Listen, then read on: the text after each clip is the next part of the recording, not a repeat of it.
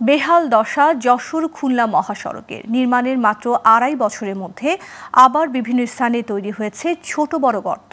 কর্তৃপক্ষের দাবি, প্রাকৃতিক দুর্যোগের পাশাপাশি ট্রাকগুলো অতিরিক্ত ওজন বহন করায় সড়কের মেয়াদ কমে যাচ্ছে। ফলে ঝুঁকি নিয়ে চলছে সব ধরনের যান চলাচল। এতে হরহামেশা ঘটছে ছোট বড় দুর্ঘটনা, বাড়ছে জনদুর্ভোগ।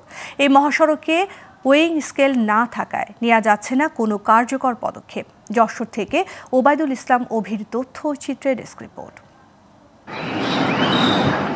২০২২ সালে জুনে যশোর খুলনা মহাসড়কের ৩৮ কিলোমিটার সড়ক নির্মাণ করা হয়। সড়কটি টেকসই করতে সর্বোচ্চ লোডিং ক্ষমতা নির্ধারণ করা হয় ২৭ টন। মনিটরিংয়ের জন্য ১.৫ কোটি টাকা ব্যয়ে সড়কের পাশে বসানো হয় ওয়েইং স্কেল। কিন্তু মাত্র ৩ দিনের মধ্যে ক্ষমতাশীল ব্যবসায়ীদের হামলায় বন্ধ হয়ে যায় ওভারলোডিং পরিমাপের যন্ত্রটি। ফলে প্রতিদিন প্রতিটি গাড়িতে ৬০ থেকে ৭০ টন পণ্য পরিবহনের তৈরি হয়েছে হাজারো গর্ত, আর কমেছে সড়কের স্থায়িত্ব।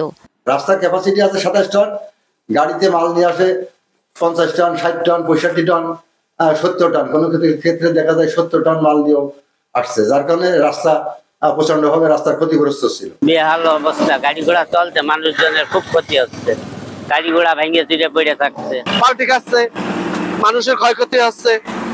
মানে এই বিপদের শেষ নেই ভাই, আল্লাহ যারা কবে উদ্ধার করবে আল্লাহ জানে। যাত্রী ও পথচারীদের অভিযোগ, বারবার মেরামত করেও লাভ হয়নি। অতিরিক্ত ওজনে পণ্য পরিবহনে সড়ক জুড়ে গর্ত ও উঁচু নিচু হওয়ায় হরহামেশাই ঘটছে দুর্ঘটনা। ফলে চরম ভোগান্তি পোহাচ্ছেন তারা। একটা গাড়ি গেলে কোনো কিছু চোখে মুখেও দেখা যায় না, অনেক সময় সামনে হঠাৎ একটা গাড়ি চলে আসে, গাড়ি দেখা যায়। অ্যাক্সিডেন্ট তো হয়, মোটরসাইকেল তো একের পর এক অ্যাক্সিডেন্ট হয়, ইজি বাইক হয়, এবং বড় বড় লোড গাড়ি নৌপাড়ার পোর্টের গাড়িগুলো উল্টে পড়ে যায়, রাস্তার মাঝখানে পড়ে থাকে রাত্রে। বড় ধরনের দুর্ঘটনা হওয়ার পরে হয়তো বা কর্তৃপক্ষ দৃষ্টি আসবে, তাই স্যার আসবেন।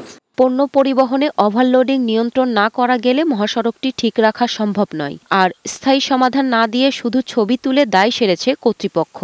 ওভারলোডের ব্যাপারে আমরা প্রতিনিয়ত রিপোর্ট করে যাচ্ছি। এই যে রাস্তা খারাপ হচ্ছে, প্রতিনিয়ত আমরা ছবি তুলতেছি এবং বিভাগীয়ভাবে মেরামত করে রাস্তাটা সচল রাখার চেষ্টা করতেছি। গুরুত্বপূর্ণ এই মহাসড়কটি প্রভাবশালী ব্যবসায়ীদের দখলমুক্ত করে ওভারলোডিং নিয়ন্ত্রণে কার্যকর পদক্ষেপ নেবে সংশ্লিষ্ট কর্তৃপক্ষ, এমনটাই প্রত্যাশা ভুক্তভোগীদের।